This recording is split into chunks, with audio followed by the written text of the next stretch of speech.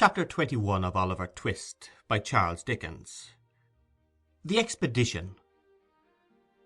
It was a cheerless morning when they got into the street, blowing and raining hard, and the clouds looking dull and stormy. The night had been very wet. Large pools of water had collected in the road, and the kennels were overflowing. There was a faint glimmering of the coming day in the sky, but it rather aggravated than relieved the gloom of the scene, the sombre light only serving to pale that which the street lamps afforded, without shedding any warmer or brighter tints upon the wet housetops and dreary streets.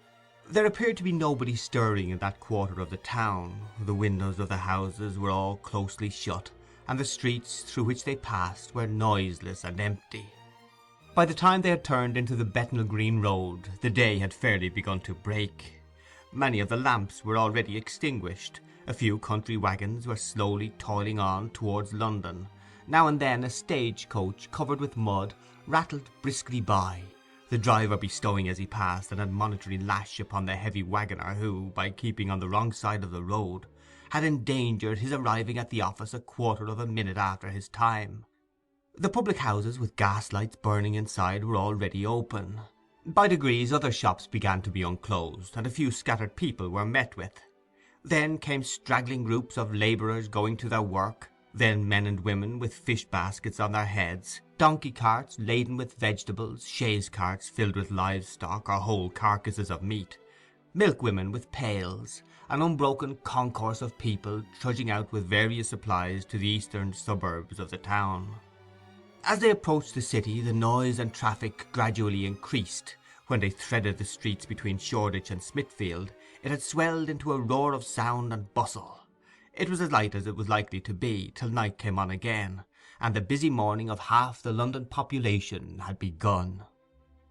Turning down Sun Street and Crown Street and crossing Finsbury Square, Mr. Sikes struck by way of Chiswell Street into Barbican, thence into Long Lane, and so into Smithfield, from which latter place arose a tumult of discordant sounds that filled Oliver Twist with amazement.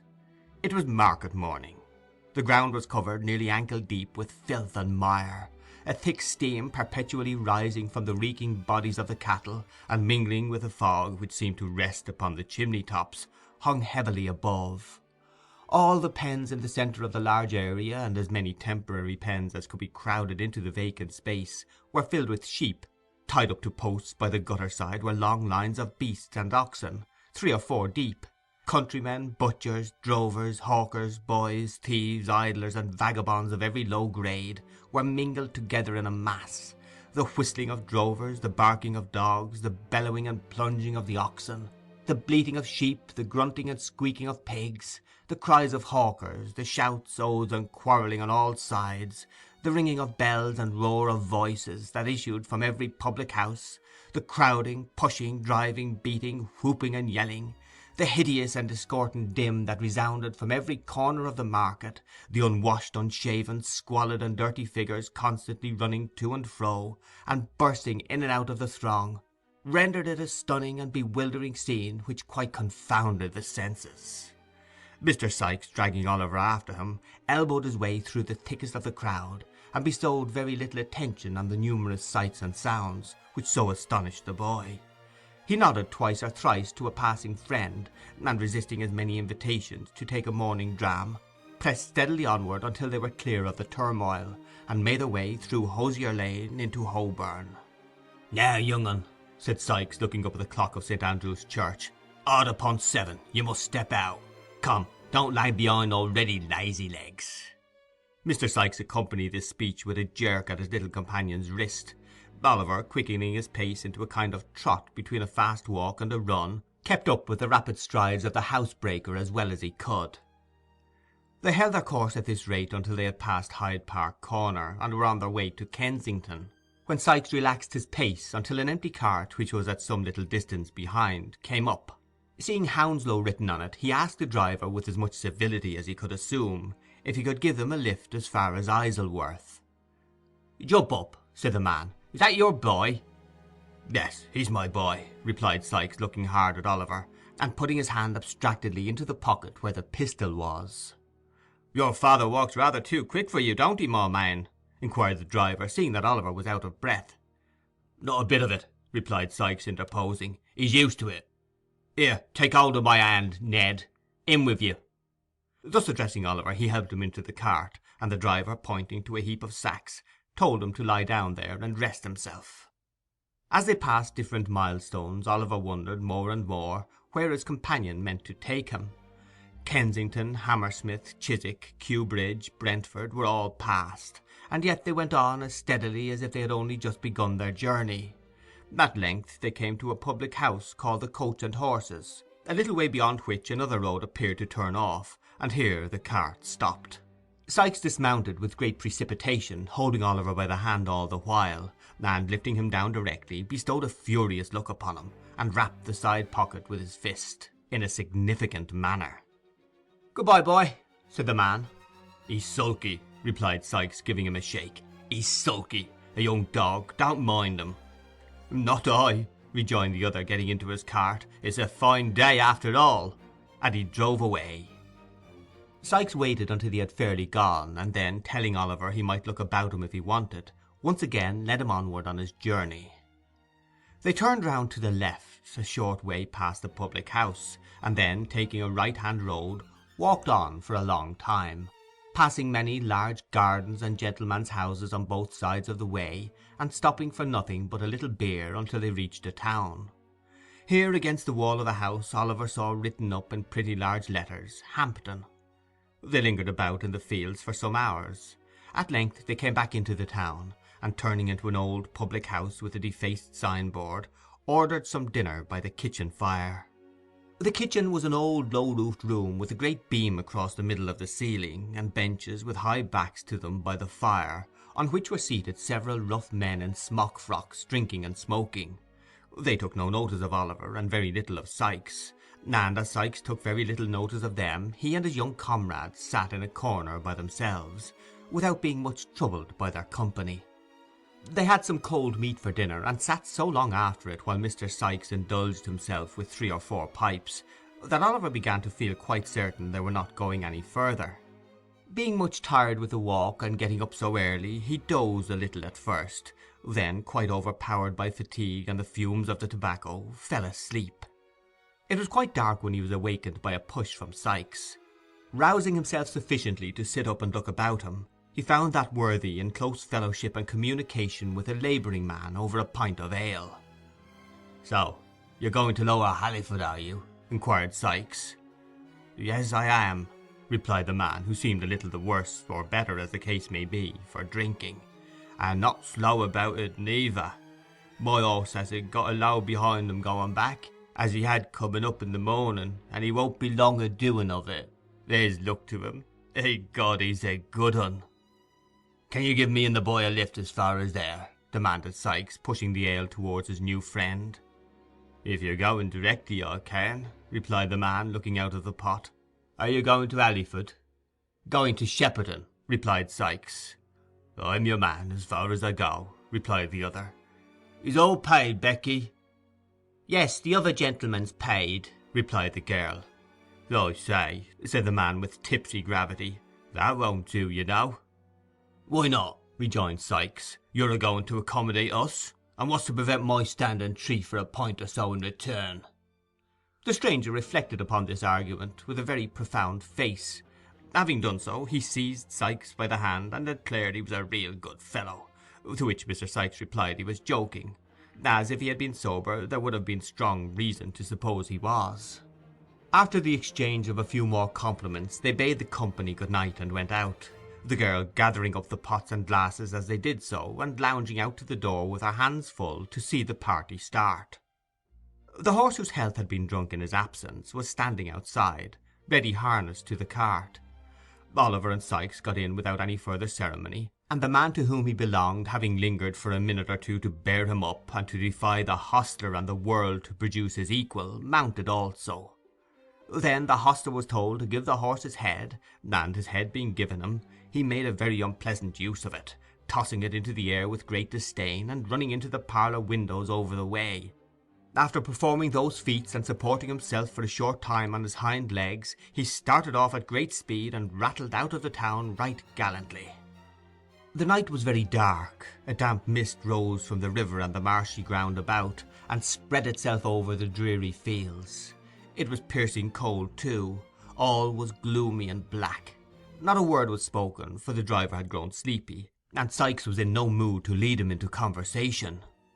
Oliver sat huddled together in a corner of the cart, bewildered with alarm and apprehension, and figuring strange objects in the gaunt trees, whose branches waved grimly to and fro, as if in some fantastic joy at the desolation of the scene.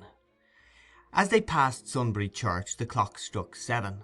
There was a light in the ferry house window opposite, which streamed across the road, and threw into more sombre shadow a dark yew tree with graves beneath it.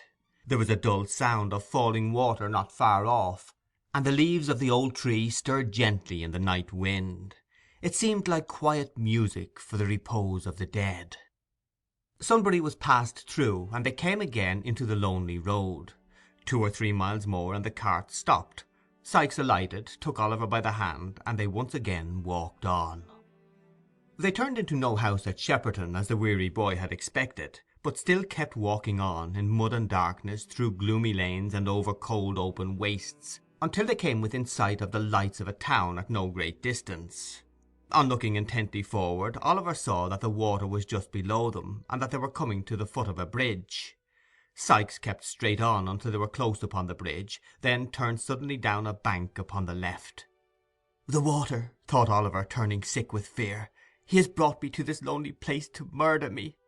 He was about to throw himself on the ground and make one struggle for his young life, when he saw that they stood before a solitary house, all ruinous and decayed. There was a window on each side of the dilapidated entrance, and 1 story above, but no light was visible.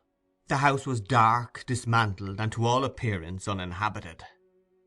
Sikes, with Oliver's hand still in his, softly approached the low porch and raised the latch. The door yielded to the pressure, and they passed in together. End of chapter 21.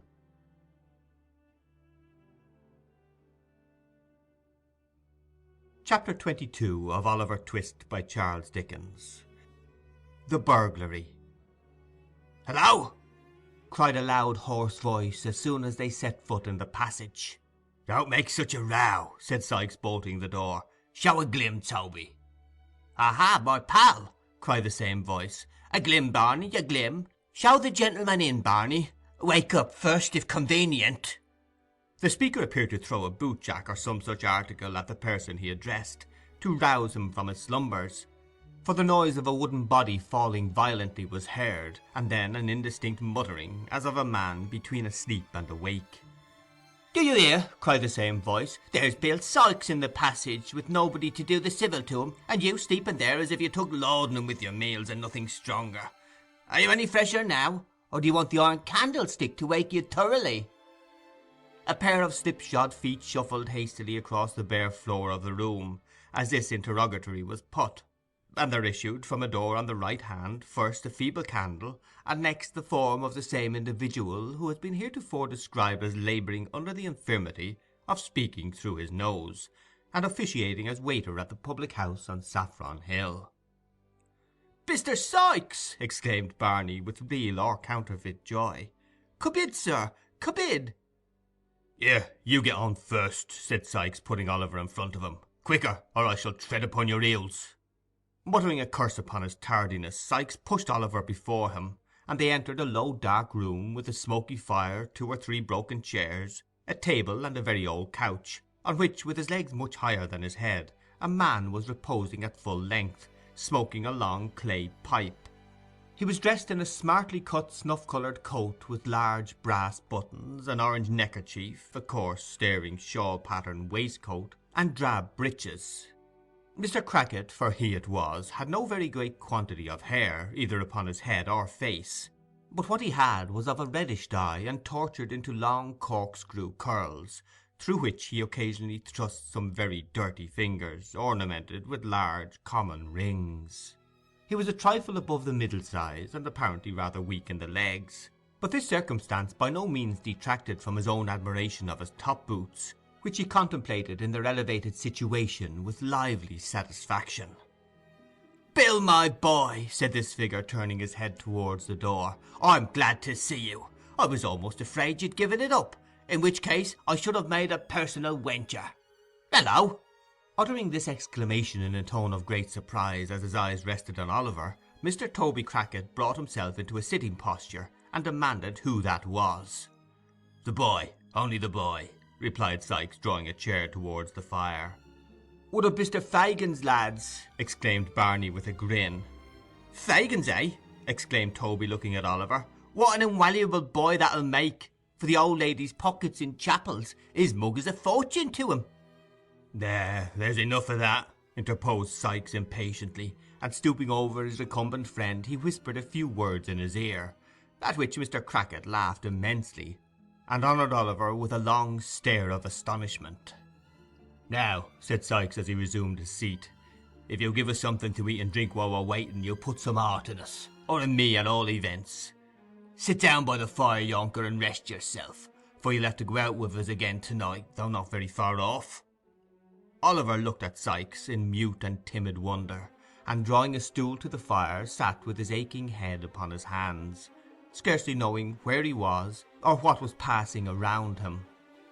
"Here," said Toby, as the Jew placed some fragments of food and a bottle upon the table. "Success to the crack!" He rose to honour the toast, and carefully depositing his empty pipe in a corner, advanced to the table, filled a glass with spirits, and drank off its contents. Mr. Sikes did the same. "A drain for the boy," said Toby, half filling a wine-glass. "Down with it, innocents." "Indeed," said Oliver, looking piteously up into the man's face, "indeed I—" "Down with it," echoed Toby. "Do you think I don't know what's good for you? Tell him to drink it, Bill." "You'd better," said Sikes, slapping his hand upon his pocket. "Burn my body, if he is in more trouble than a whole family of dodgers. Drink it, you perverse imp, drink it." Frightened by the menacing gestures of the two men, Oliver hastily swallowed the contents of the glass, and immediately fell into a violent fit of coughing, which delighted Toby Crackit and Barney, and even drew a smile from the surly Mr. Sikes. This done, and Sikes having satisfied his appetite, Oliver could eat nothing but a small crust of bread which they made him swallow. The two men laid themselves down on chairs for a short nap. Oliver retained his stool by the fire. Barney, wrapped in a blanket, stretched himself on the floor, close outside the fender. They slept, or appeared to sleep, for some time, nobody stirring but Barney, who rose once or twice to throw coals on the fire. Oliver fell into a heavy doze, imagining himself straying along the gloomy lanes, or wandering about the dark churchyard, or retracing some one or other of the scenes of the past day, when he was aroused by Toby Crackit jumping up and declaring it was 1:30. In an instant the other two were on their legs, and all were actively engaged in busy preparation. Sikes and his companion enveloped their necks and chins in large dark shawls, and drew on their greatcoats. Barney, opening a cupboard, brought forth several articles, which he hastily crammed into the pockets. "Barkers for me, Barney," said Toby Crackit. "Here they are," replied Barney, producing a pair of pistols. "You loaded them yourself." "All right," replied Toby, stowing them away. "The persuaders?" "I've got 'em," replied Sikes. "Crape, keys, centre bits, darkies, nothing forgotten?" inquired Toby, fastening a small crowbar to a loop inside the skirt of his coat. "All right," rejoined his companion. "Bring them bits of timber, Barney. That's the time of day." With these words he took a thick stick from Barney's hands, who, having delivered another to Toby, busied himself in fastening on Oliver's cape. "Now then," said Sikes, holding out his hand. Oliver, who was completely stupefied by the unwonted exercise and the air and the drink which had been forced upon him, put his hand mechanically into that which Sikes extended for the purpose. "Take his other hand, Toby," said Sikes. "Look out, Barney." The man went to the door and returned to announce that all was quiet. The two robbers issued forth with Oliver between them. Barney, having made all fast, rolled himself up as before, and was soon asleep again. It was now intensely dark. The fog was much heavier than it had been in the early part of the night, and the atmosphere was so damp that though no rain fell, Oliver's hair and eyebrows within a few minutes after leaving the house had become stiff with the half-frozen moisture that was floating about. They crossed the bridge and kept on towards the lights which they had seen before. They were at no great distance off, and as they walked pretty briskly they soon arrived at Chertsey. "Slap through the town," whispered Sikes. "There'll be nobody in the way tonight to see us." Toby acquiesced, and they hurried through the main street of the little town, which at that late hour was wholly deserted. A dim light shone at intervals from some bedroom window, and the hoarse barking of dogs occasionally broke the silence of the night. But there was nobody abroad. They had cleared the town as the church bell struck 2. Quickening their pace, they turned up a road upon the left hand. After walking about a quarter of a mile, they stopped before a detached house surrounded by a wall, to the top of which Toby Crackit, scarcely pausing to take breath, climbed in a twinkling. "The boy next," said Toby. "Hoist him up, I'll catch hold of him." Before Oliver had time to look round, Sikes had caught him under the arms, and in 3 or 4 seconds he and Toby were lying on the grass on the other side. Sikes followed directly, and they stole cautiously towards the house. And now, for the first time, Oliver, well nigh mad with grief and terror, saw that housebreaking and robbery, if not murder, were the objects of the expedition. He clasped his hands together, and involuntarily uttered a subdued exclamation of horror. A mist came before his eyes, the cold sweat stood upon his ashy face, his limbs failed him, and he sank upon his knees. "Get up," murmured Sikes, trembling with rage, and drawing the pistol from his pocket. "Get up, or I'll strew your brains upon the grass." "Oh, for God's sake, let me go!" cried Oliver. "Let me run away and die in the fields. I'll never come near London, never, never. Oh, pray have mercy on me. Do not make me steal. For the love of all the bright angels that rest in heaven, have mercy upon me." The man to whom this appeal was made swore a dreadful oath, and had cocked the pistol, when Toby, striking it from his grasp, placed his hand upon the boy's mouth and dragged him to the house. "Hush!" cried the man. "It won't answer here. Say another word, and I'll do the business myself with a crack on the head. That makes no noise, and is quite as certain, and more genteel. Here, Bill, wrench the shutter open. He's game enough now, I'll engage. I've seen older hands of his age took the same way for a minute or two on a cold night." Sikes, invoking terrific imprecations upon Fagin's head for sending Oliver on such an errand, plied the crowbar vigorously, but with little noise. After some delay, and some assistance from Toby, the shutter to which he had referred swung open on its hinges.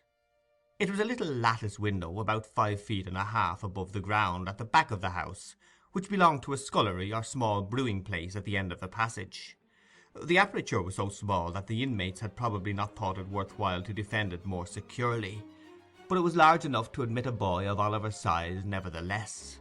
A very brief exercise of Mr. Sikes' art sufficed to overcome the fastening of the lattice, and it soon stood wide open also. "Now, listen, you young limb," whispered Sikes, drawing a dark lantern from his pocket, and throwing the glare full on Oliver's face. "I'm a-going to put you through there. Take this light, go softly up the steps straight afore you, and along the little hole, to the street door. Unfasten it, and let us in." "There's a bolt at the top you won't be able to reach," interposed Toby. "Stand upon one of the hall chairs. There are 3 there, Bill, with a large jolly blue unicorn and a gold pitchfork on 'em, which is the old lady's arms." "Keep quiet, can't you?" replied Sikes with a threatening look. "The room door's open, is it?"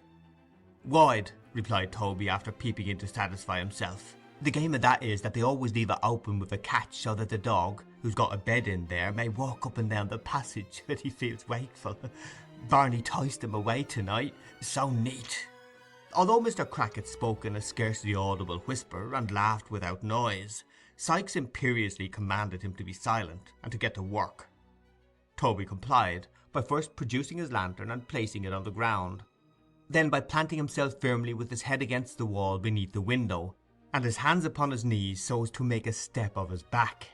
This was no sooner done than Sikes, mounting upon him, put Oliver gently through the window with his feet first, and without leaving hold of his collar, planted him safely on the floor inside. "Take this lantern," said Sikes, looking into the room. "You see the stairs before you?" Oliver, more dead than alive, gasped out, "Yes." Sikes, pointing to the street door with a pistol barrel, briefly advised him to take notice that he was within shot all the way, and that if he faltered he would fall dead that instant. "It's done in a minute," said Sikes, in the same low whisper. "Directly I leave go of you, do your work. Hark!" "What's that?" whispered the other man. They listened intently. "Nothing," said Sikes, releasing his hold of Oliver. "Now." In the short time he had had to collect his senses, the boy had firmly resolved that whether he died in the attempt or not, he would make one effort to dart upstairs from the hall and alarm the family. Filled with this idea, he advanced at once, but stealthily. "Come back!" cried Sikes aloud. "Back! Back!" Scared by the sudden breaking of the dead stillness of the place, and by a loud cry which followed it, Oliver let his lantern fall, and knew not whether to advance or fly. The cry was repeated, a light appeared, a vision of two terrified half-dressed men at the top of the stairs swam before his eyes. A flash, a loud noise, a smoke, a crash somewhere, but where he knew not, and he staggered back. Sikes had disappeared for an instant, but he was up again and had him by the collar before the smoke had cleared away. He fired his own pistol after the men, who were already retreating, and dragged the boy up. "Clasp your arm tighter," said Sikes as he drew him through the window. "Give me a shawl here. They've hit him. Quick, how the boy bleeds." Then came the loud ringing of a bell, mingled with the noise of firearms and the shouts of men, and the sensation of being carried over uneven ground at a rapid pace. And then the noises grew confused in the distance, and a cold, deadly feeling crept over the boy's heart, and he saw or heard no more. End of chapter 22.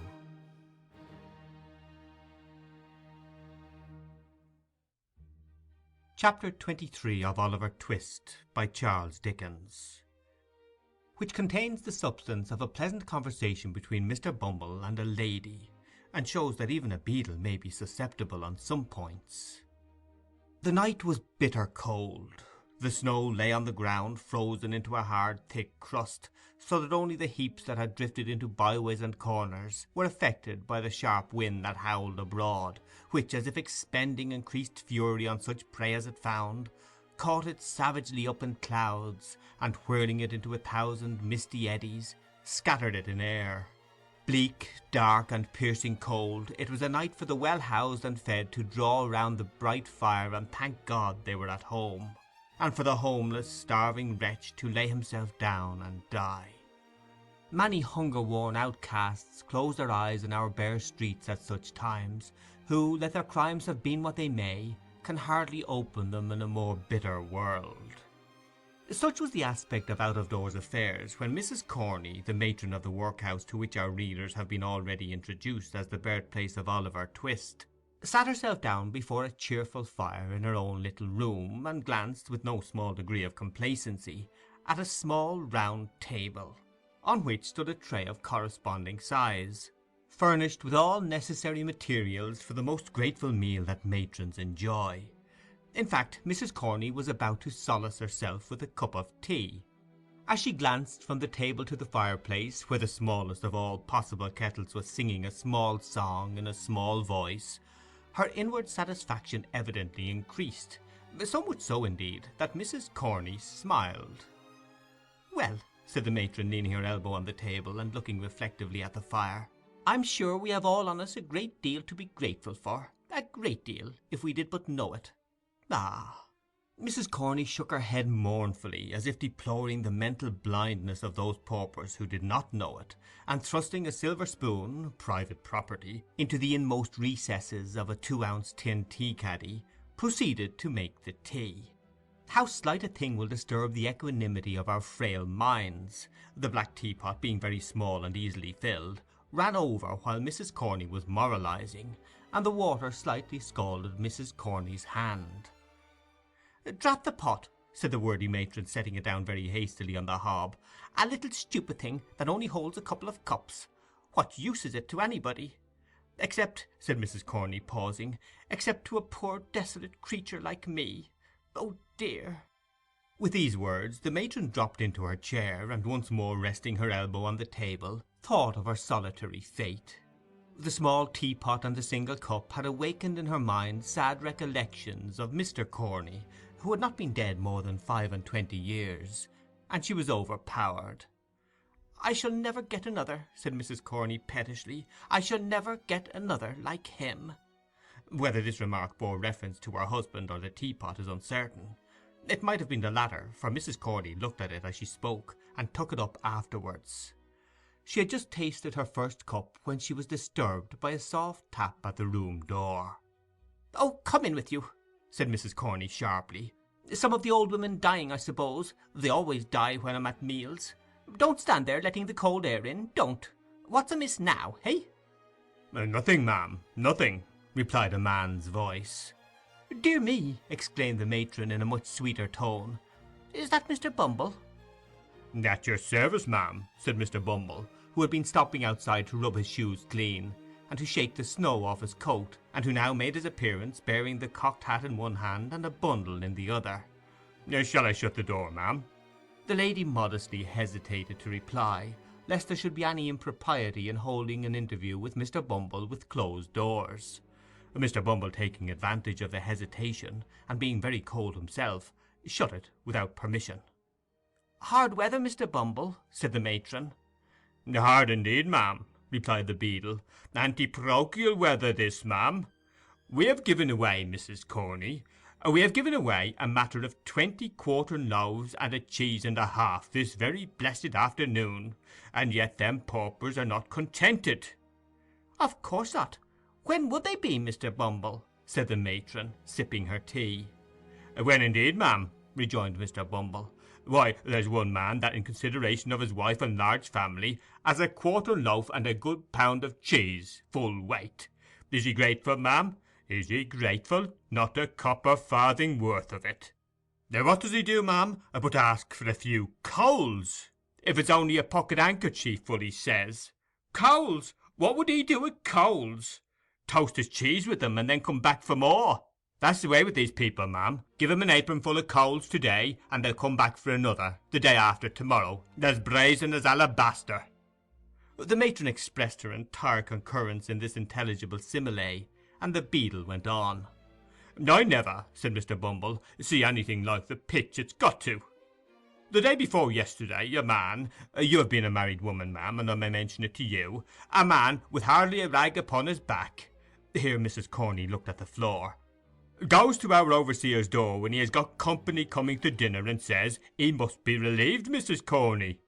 As he wouldn't go away, and shock the company very much, our overseer sent him out a pound of potatoes and a half-pint of oatmeal. 'My heart,' says the ungrateful villain, 'what's the use of this to me? You might as well give me a pair of iron spectacles.' 'Very good,' says our overseer, taking them away again. 'You won't get anything else here.' 'Then I'll die on the street,' said the vagrant. 'No, no, you won't,' says our overseer." "Ah, that was very good. So like Mr. Granite, wasn't it?" interposed the matron. "Well, Mr. Bumble?" "Well, ma'am," rejoined the beadle, "he went away, and he did die in the streets. There's an obstinate pauper for you." "It beats anything I could have believed," observed the matron emphatically. "But don't you think out-of-door relief a very bad thing anyway, Mr. Bumble? You're a gentleman of experience, and ought to know. Come." "Mrs. Corney," said the beadle, smiling as men smile who are conscious of superior information, "out-of-door relief, properly managed, ma'am, is the parochial safeguard. The great principle of out-of-door relief is to give the paupers exactly what they don't want, and then they get tired of coming." "Dear me!" exclaimed Mrs. Corney. "Well, that is a good one too." "Yes, betwixt you and me, ma'am," returned Mr. Bumble, "that's the great principle, and that's the reason why, if you look at any cases that gets into them owdacious newspapers, you'll always observe that sick families have been relieved with slices of cheese. That's the rule now, Mrs. Corney, all over the country. But, however," said the beadle, stopping to unpack his bundle, "these are official secrets, ma'am, not to be spoken of, except, as I may say, among the parochial officers, such as ourselves. This is the port wine, ma'am, that the board ordered for the infirmary, a real fresh genuine port wine, only out of the cask this afternoon, clear as a bell, and no sediment." Having held the first bottle up to the light and shaken it well to test its excellence, Mr. Bumble placed them both on top of a chest of drawers, folded the handkerchief in which they had been wrapped, put it carefully in his pocket, and took up his hat as if to go. "You'll have a very cold walk, Mr. Bumble," said the matron.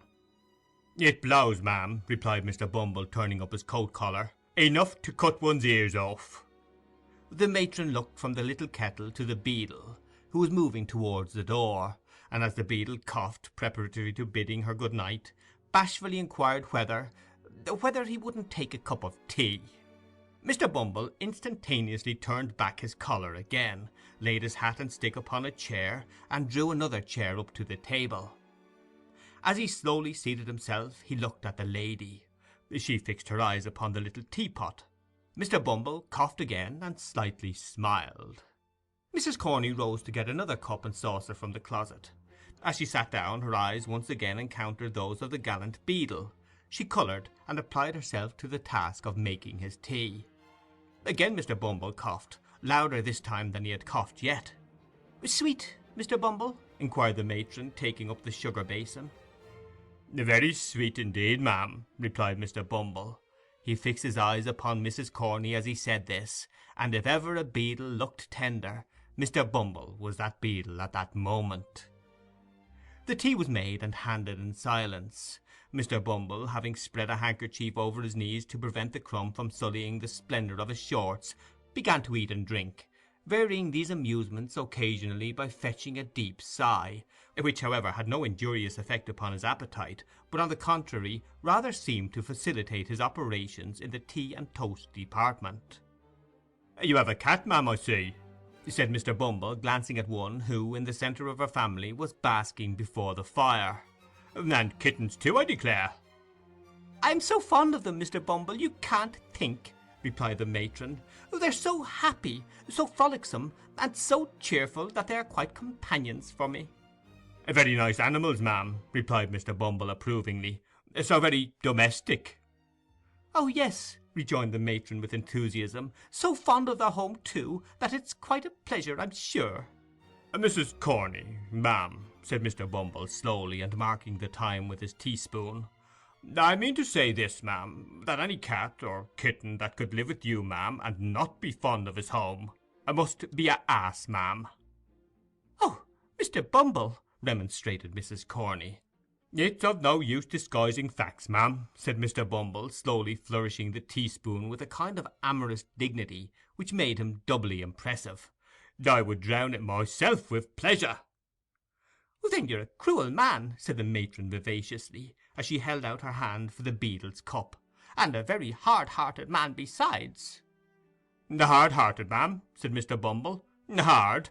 Mr. Bumble resigned his cup without another word, squeezed Mrs. Corney's little finger as she took it, and inflicting 2 open-handed slaps upon his laced waistcoat, gave a mighty sigh, and hitched his chair a very little morsel farther from the fire. It was a round table, and as Mrs. Corney and Mr. Bumble had been sitting opposite each other, with no great space between them, and fronting the fire, it will be seen that Mr. Bumble, in receding from the fire, and still keeping at the table, increased the distance between himself and Mrs. Corney, which proceeding some prudent readers will doubtless be disposed to admire, and to consider an act of great heroism on Mr. Bumble's part, he being in some sort tempted by time, place, and opportunity to give utterance to certain soft nothings, which, however well they may become the lips of the light and thoughtless, do seem immeasurably beneath the dignity of judges of the land, members of Parliament, ministers of state, lord mayors, and other great public functionaries, but more particularly beneath the stateliness and gravity of a beadle, who, as is well known, should be the sternest and most inflexible among them all. Whatever were Mr. Bumble's intentions, however, and no doubt they were of the best, it unfortunately happened, as has been twice before remarked, that the table was a round one. Consequently, Mr. Bumble, moving his chair by little and little, soon began to diminish the distance between himself and the matron, and, continuing to travel round the outer edge of the circle, brought his chair in time close to that in which the matron was seated. Indeed, the 2 chairs touched, and when they did so, Mr. Bumble stopped. Now, if the matron had moved her chair to the right, she would have been scorched by the fire, and if to the left, she must have fallen into Mr. Bumble's arms. So, being a discreet matron, and no doubt foreseeing these consequences at a glance, she remained where she was, and handed Mr. Bumble another cup of tea. "Hard-hearted, Mrs. Corney," said Mr. Bumble, stirring his tea, and looking up into the matron's face. "Are you hard-hearted, Mrs. Corney?" "Dear me," exclaimed the matron, "what a very curious question from a single man. What can you want to know for, Mr. Bumble?" The beadle drank his tea to the last drop, finished a piece of toast, whisked the crumbs off his knees, wiped his lips, and deliberately kissed the matron. "Mr. Bumble!" cried that discreet lady in a whisper, for the fright was so great that she had quite lost her voice. "Mr. Bumble, I shall scream!" Mr. Bumble made no reply, but in a slow and dignified manner put his arm round the matron's waist. As the lady had stated her intention of screaming, of course she would have screamed at this additional boldness, but that the exertion was rendered unnecessary by a hasty knocking at the door, which was no sooner heard than Mr. Bumble darted with much agility to the wine bottles and began dusting them with great violence, while the matron sharply demanded who was there. It is worthy of remark, as a curious physical instance of the efficacy of a sudden surprise in counteracting the effects of extreme fear, that her voice had quite recovered all its official asperity. "If you please, mistress," said the withered old female pauper, hideously ugly, putting her head in at the door, "old Sally is a-going fast." "Well, what's that to me?" angrily demanded the matron. "I can't keep her alive, can I?" "No, no, mistress," replied the old woman. "Nobody can. She's far beyond the reach of help. I've seen a many people die, little babies and great strong men, and I know when death's a-coming well enough. But she's troubled in her mind, and when the fits are not on her, and that's not often, for she's dying very hard, she says she has got something to tell, which you must hear. She'll never die quiet till you come, mistress." At this intelligence the worthy Mrs. Corney muttered a variety of invectives against old women who couldn't even die without purposely annoying their betters, and, muffling herself in a thick shawl which she hastily caught up, briefly requested Mr. Bumble to stay till she came back, lest anything particular should occur.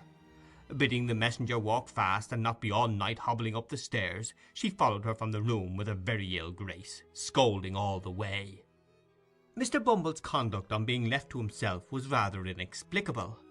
He opened the closet, counted the teaspoons, weighed the sugar tongs, closely inspected a silver milk pot to ascertain that it was of the genuine metal, and having satisfied his curiosity on these points, put on his cocked hat cornerwise, and danced with much gravity 4 distinct times round the table. Having gone through this very extraordinary performance, he took off the cocked hat again, and spreading himself before the fire with his back towards it, seemed to be mentally engaged in taking an exact inventory of the furniture. End of chapter 23.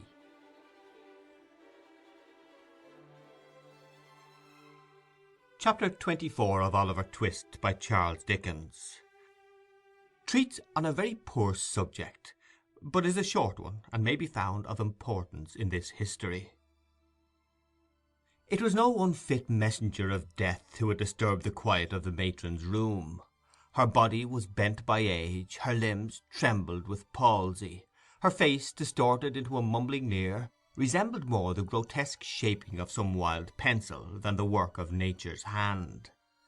Alas, how few of nature's faces are left alone to gladden us with their beauty!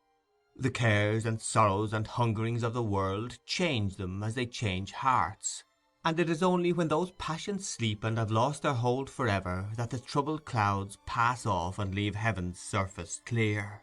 It is a common thing for the countenances of the dead, even in that fixed and rigid state, to subside into the long-forgotten expression of sleeping infancy, and settle into the very look of early life. So calm, so peaceful do they grow again, that those who knew them in their happy childhood kneel by the coffin's side in awe, and see the angel even upon earth. The old crone tottered along the passages and up the stairs, muttering some indistinct answers to the chidings of her companion.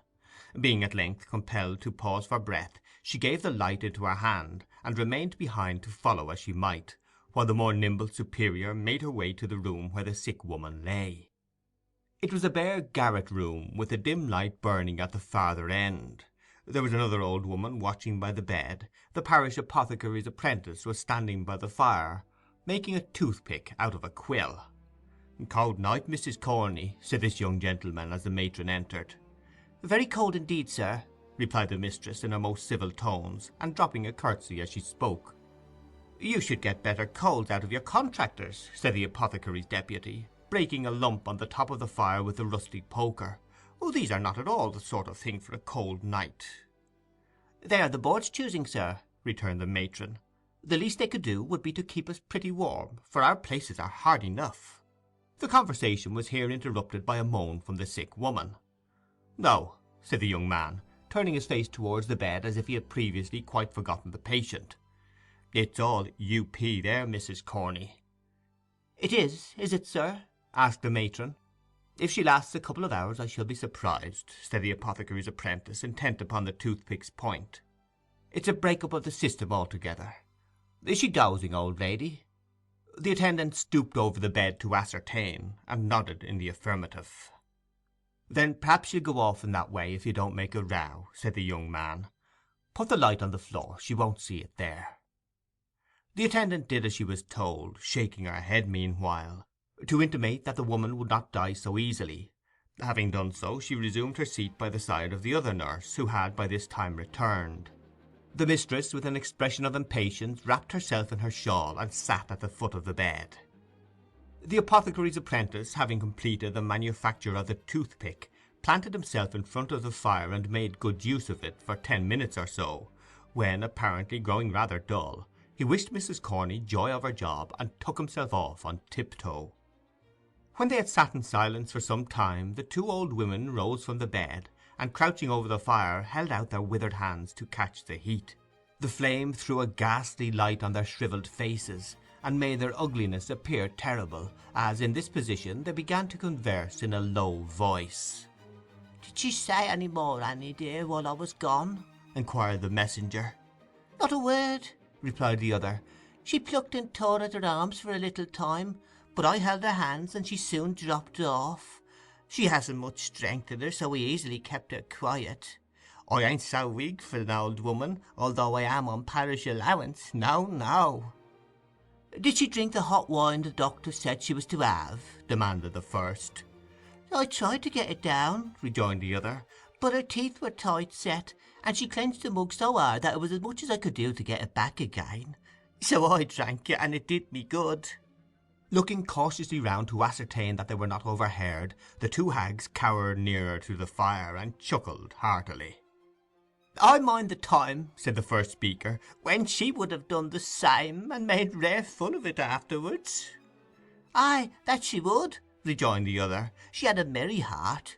A many beautiful corpses she laid out, as nice and neat as waxwork. My old eyes have seen them, aye, and those old hands touched them too, for I have helped her scores of times." Stretching forth her trembling fingers as she spoke, the old creature shook them exultingly before her face, and, fumbling in her pocket, brought out an old time-discoloured tin snuff-box, from which she shook a few grains into the outstretched palm of her companion, and a few more into her own. While they were thus employed, the matron, who had been impatiently watching until the dying woman should awaken from her stupor, joined them by the fire, and sharply asked how long she was to wait. "Not long, mistress," replied the second woman, looking up into her face. "We have none of us long to wait for death. Patience, patience. He'll be here soon enough for us all." "Hold your tongue, you doting idiot," said the matron sternly. "You, Martha, tell me, has she been in this way before?" "Often," answered the first woman. "But will never be again," added the second one. "That is, she'll never wake again but once, and mind, mistress, that won't be for long." "Long or short," said the matron snappishly, "she won't find me here when she does wake. Take care, both of you, how you worry me again for nothing. It's no part of my duty to see all the old women in the house die, and I won't, that's more. Mind that, you impudent old harridans. If you make a fool of me again, I'll soon cure you, I'll warrant you." She was bouncing away when a cry from the two women, who had turned towards the bed, caused her to look round. The patient had raised herself upright, and was stretching her arms towards them. "Who's that?" she cried in a hollow voice. "Hush, hush," said one of the women, stooping over her. "Lie down, lie down." "I'll never lie down again alive," said the woman, struggling. "I will tell her. Come here, nearer, let me whisper in your ear." She clutched the matron by the arm, and forcing her into a chair by the bedside, was about to speak, when, looking round, she caught sight of the two old women bending forward in the attitude of eager listeners. "Turn them away," said the woman drowsily. "Make haste." make haste." The two old crones, chiming in together, began pouring out many piteous lamentations that the poor dear was too far gone to know her best friends, and were uttering sundry protestations that they would never leave her, when the superior pushed them from the room, closed the door, and returned to the bedside. On being excluded, the old ladies changed their tone, and cried through the keyhole that old Sally was drunk, which indeed was not unlikely, since, in addition to a moderate dose of opium prescribed by the apothecary, she was labouring under the effects of a final taste of gin and water, which had been privily administered in the openness of their hearts by the worthy old ladies themselves. "Now, listen to me," said the dying woman aloud, as if making a great effort to revive one latent spark of energy. "In this very room, in this very bed, I once nursed a pretty young creature that was brought into the house with her feet cut and bruised with walking, and all soiled with dust and blood. She gave birth to a boy and died. Let me think. What was the year again?" "Never mind the year," said the impatient auditor. "What about her?" "Aye," murmured the sick woman, relapsing into her former drowsy state. "What about her? What about— I know!" she cried, jumping fiercely up, her face flushed, and her eyes starting from her head. "I robbed her, so I did. She wasn't cold, I tell you, she wasn't cold when I stole it." "Stole what, for God's sake?" cried the matron, with a gesture as if she would call for help. "It," replied the woman, laying her hand over the other's mouth. "The only thing she had. She wanted clothes to keep her warm and food to eat, but she had kept it safe and had it in her bosom. It was gold, I tell you, rich gold that might have saved her life." "Gold?" echoed the matron, bending eagerly over the woman as she fell back. Go on, go on. Yes, what of it? Who was the mother? When was it?" "She charged me to keep it safe," replied the old woman with a groan, "and trusted me as the only woman about her. I stole it in my heart when she first shouted to me hanging round her neck, and the child's death perhaps is on me besides. They would have treated him better had they known it all." "Known what?" asked the other. "Speak." "The boy grew so like his mother," said the woman, rambling on and not heeding the question, "that I could never forget it when I saw his face. Poor girl, she was so young too. Such a gentle lamb. Wait, there's more to tell. I have not told you all, have I?" "No, no," replied the matron, inclining her head to catch the words, as they came more faintly from the dying woman. "Be quick, or it may be too late." "The mother," said the woman, making a more violent effort than before, "the mother, when the pains of death first came upon her, whispered in my ear that if her baby was born alive and thrived, the day might come when it would not feel so much disgrace to hear its poor young mother named. And oh, kind heaven, she said, folding her thin hands together, whether it be boy or girl, raise up some friends for it in this troubled world, and take pity upon a lonely, desolate child, abandoned to its mercy." "The boy's name?" demanded the matron. "They called him Oliver," replied the woman feebly. "The gold I stole was—" "Yes, yes, what?" cried the other. She was bending eagerly over the woman to hear her reply, but drew back instinctively as she once again rose slowly and stiffly into a sitting posture, then, clutching the coverlid with both hands, muttered some indistinct sounds in her throat and fell lifeless on the bed. "Stone dead," said one of the old women, hurrying in as soon as the door was opened. "And nothing to tell after all?" rejoined the matron, walking carelessly away.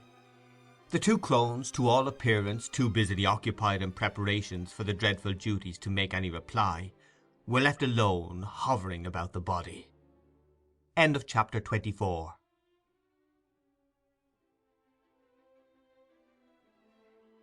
Chapter 25 of Oliver Twist, by Charles Dickens, wherein this history reverts to Mr. Fagin and Company. While these things were passing in the country workhouse, Mr. Fagin sat in the old den, the same from which Oliver had been removed by the girl, brooding over a dull, smoky fire. He held a pair of bellows upon his knee, with which he had been apparently endeavouring to rouse it into more cheerful action. But he had fallen into deep thought, and with his arms folded on them, and his chin resting on his thumbs, fixed his eyes abstractedly on the rusty bars. At a table behind him sat the artful Dodger, Master Charley Bates, and Mr. Chitling, all intent upon a game of whist, the artful taking dummy against Master Bates and Mr. Chitling.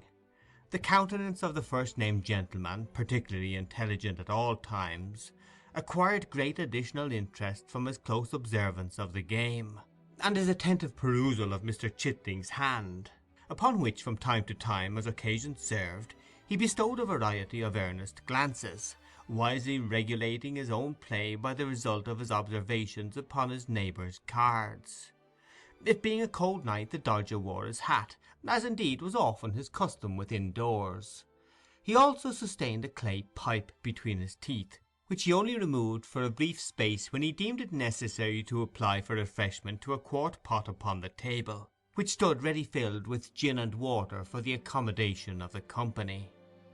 Master Bates was also attentive to the play, but being of a more excitable nature than his accomplished friend, it was observable that he more frequently applied himself to the gin and water, and moreover indulged in many jests and irrelevant remarks, all highly unbecoming a scientific rubber. Indeed, the artful, presuming upon their close attachment, more than once took occasion to reason gravely with his companion upon these improprieties, all of which remonstrances Master Bates received in extremely good part, merely requesting his friend to be blowed, or to insert his head in a sack, or replying with some other neatly turned witticism of a similar kind, the happy application of which excited considerable admiration in the mind of Mr. Chitling. It was remarkable that the latter gentleman and his partner invariably lost, and that the circumstance, so far from angering Master Bates, appeared to afford him the highest amusement, inasmuch as he laughed most uproariously at the end of every deal, and protested that he had never seen such a jolly game in all his born days. "That's 2 doubles and the rub," said Mr. Chitling with a very long face, as he drew half a crown from his waistcoat pocket. "I never see such a feller as you, Jack. You win everything. Even when we've good cards, Charlie and I can't make nothing of 'em." Either the master or the manner of his remark, which was made very ruefully, delighted Charley Bates so much that his consequent shout of laughter roused the Jew from his reverie, and induced him to inquire what was the matter. "Matter, Fagin?" cried Charley. "I wish you had watched the play. Tommy Chitling hasn't won a point, and I went partners with him against the artful and dumb." "Aye, aye," said the Jew with a grin, which sufficiently demonstrated that he was at no loss to understand the reason. "Try him again, Tom. Try him again." "No more of it for me, thank ye, Fagin," replied Mr. Chitling. "I've had enough. That 'ere Dodger has such a run of luck that there's no standing again him." "Ah, my dear," replied the Jew, "you must get up very early in the morning to win against the Dodger." "Morning," said Charley Bates. "You must put your boots on overnight, and have a telescope at each eye and an opera glass between your shoulders if you want to come over him." Mr. Dawkins received these handsome compliments with much philosophy, and offered to cut any gentleman in company for the first picture card at £1 a time.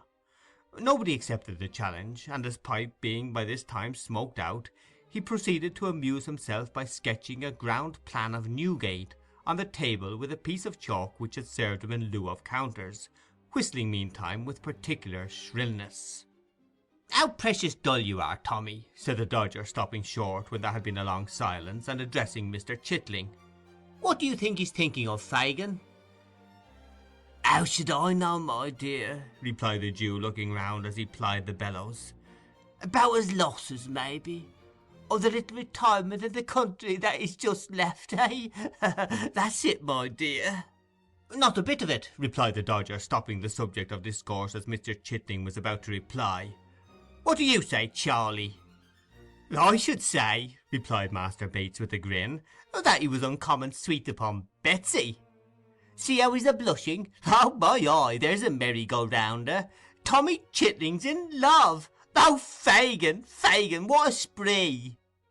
Thoroughly overpowered with the notion of Mr. Chitling being the victim of the tender passion, Master Bates threw himself back in his chair with such violence that he lost his balance, and pitched over upon the floor, where, the accident abating nothing of his merriment, he lay at full length until his laugh was over, and then he resumed his former position and began another laugh.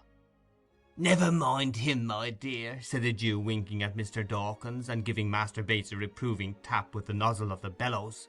"Betsy's a fine girl. Stick up to her, Tom, stick up to her." "What I mean to say, Fagin," replied Mr. Chitling, very red in the face, "is that it isn't anything to anybody here." "No more it is," replied the Jew. "Charlie will talk. Don't mind him, my dear, don't mind him. Betsy's a fine girl.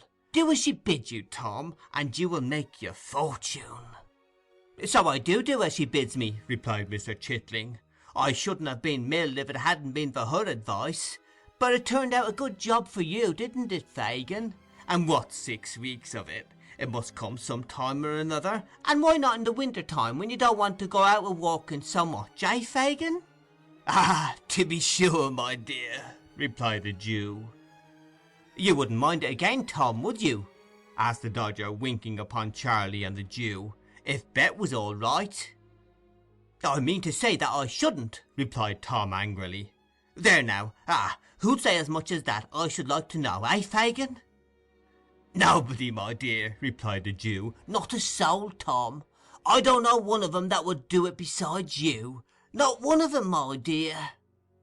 "I might ha' got clear off if I'd split upon her, mightn't I, Fagin?" angrily pursued the poor half-witted dupe. "A word from me would have done it, wouldn't it, Fagin?" "To be sure it would, my dear," replied the Jew. "But I didn't blab, did I, Fagin?" demanded Tom, pouring question upon question with great volubility. "No, no, to be sure," replied the Jew. "You are too stout-hearted for that, a deal too stout-hearted, my dear." "Perhaps I was," rejoined Tom, looking round. "And if I was, what's to laugh at in that, eh, Fagin?" The Jew, perceiving that Mr. Chitling was considerably roused, hastened to assure him that nobody was laughing, and to prove the gravity of the company appealed to Master Bates, the principal offender. But unfortunately Charlie, in opening his mouth to reply that he was never more serious in his life, was unable to prevent the escape of such a violent roar that the abused Mr. Chitling, without any preliminary ceremonies, rushed across the room and aimed a blow at the offender, who, being skilful in evading pursuit, ducked to avoid it, and chose his time so well that it lighted on the chest of the merry old gentleman, and caused him to stagger to the wall, where he stood panting for breath, while Mr. Chitling looked on in intense dismay. "Hark!" cried the Dodger at this moment. "I heard the tinkler." Catching up the light, he crept softly upstairs. The bell was rung again with some impatience while the party were in darkness. After a short pause the Dodger reappeared and whispered Fagin mysteriously. "What?" cried the Jew. "Alone?" The Dodger nodded in the affirmative, and, shading the flame of the candle with his hand, gave Charlie Bates a private intimation, in dumb show, that he had better not be funny just then. Having performed this friendly office, he fixed his eyes on the Jew's face and awaited his directions. The old man bit his yellow fingers and meditated for some seconds, his face working with agitation the while, as if he dreaded something and feared to know the worst. At length he raised his head. "Where is he?" he asked. The Dodger pointed to the floor above and made a gesture as if to leave the room. "Yes," said the Jew, answering the mute inquiry. "Bring him down. Hush, quiet, Charlie. Gently, Tom. Scarce, scarce." This brief direction to Charlie Bates and his recent antagonist was softly and immediately obeyed. There was no sound of their whereabout when the Dodger descended the stairs, bearing the light in his hand, and followed by a man in a coarse smock-frock, who, after casting a hurried glance round the room, pulled off a large wrapper which had concealed the lower portion of his face, and disclosed, all haggard, unwashed, and unshorn, the features of Flash Toby Crackit. "How are you, Faggy?" said this worthy, nodding to the Jew. "Pop that shawl away in my caster, Dodger, so that I may know where to find it when I cut. That's the time of day. You'll be a fine young cracksman afore the old foil now." With these words he pulled up the smock-frock and, winding it round his middle, drew a chair to the fire and placed his feet upon the hob. "See here, Faggy," he said, pointing disconsolately to his top boots, "not a drop of Day and Martin since you know when, Not a bubble of blacking, by Jove! But don't look at me in that way, man. All in good time. I can't talk about business till I've had eat and drink. So produce the sustenance, and let's have a quiet fill-out for the first time in these 3 days." The Jew motioned to the Dodger to place what eatables there were upon the table, and seating himself opposite the housebreaker, waited his leisure. To judge from appearances, Toby was by no means in a hurry to open the conversation. At first the Jew contented himself with patiently watching his countenance, as if to gain from its expression some clue to the intelligence he brought, but in vain. He looked tired and worn, but there was the same complacent repose upon his features that they always wore, and through dirt and beard and whisker there still shone unimpaired the self-satisfied smirk of Flash Toby Crackit. Then the Jew, in an agony of impatience, watched every morsel he put into his mouth, pacing up and down the room meanwhile in irrepressible excitement. It was all of no use. Toby continued to eat with the utmost outward indifference until he could eat no more. Then, ordering the Dodger out, he closed the door, mixed a glass of spirits and water, and composed himself for talking. "First and foremost, Faggy," said Toby. "Yes, yes," interposed the Jew, drawing up his chair. Mr. Crackit stopped to take a draught of spirits and water, and to declare that the gin was excellent. Then, placing his feet against the low mantelpiece, so as to bring his boots to about the level of his eye, he quietly resumed. "First and foremost, Faggy," said the housebreaker, "how's Bill?" "What?" screamed the Jew, starting from his seat. "Why, you don't mean to say—" began Toby, turning pale. "Mean?" cried the Jew, stamping furiously on the ground. "Where are they? Sykes and the boy, where are they? Where have they been? Where are they hiding? Why have they not been here?" "The crack failed," said Toby faintly. "I know it," replied the Jew, tearing a newspaper from his pocket and pointing to it. "What more?" "They fired and hit the boy. We cut over the fields at the back, with him between us, straight as the crow flies, through hedge and ditch. They gave chase. Damn, the whole country was awake, and the dogs upon us." "The boy?" "Bill had him on his back, and scudded like the wind. We stopped to take him between us. His head hung down, and he was cold. They were close upon our heels, every man for himself, and each from the gallows. We parted company, and left the youngster lying in a ditch. Alive or dead, that's all I know about him." The Jew stopped to hear no more, but uttering a loud yell, and twining his hands in his hair, rushed from the room and from the house. End of chapter 25.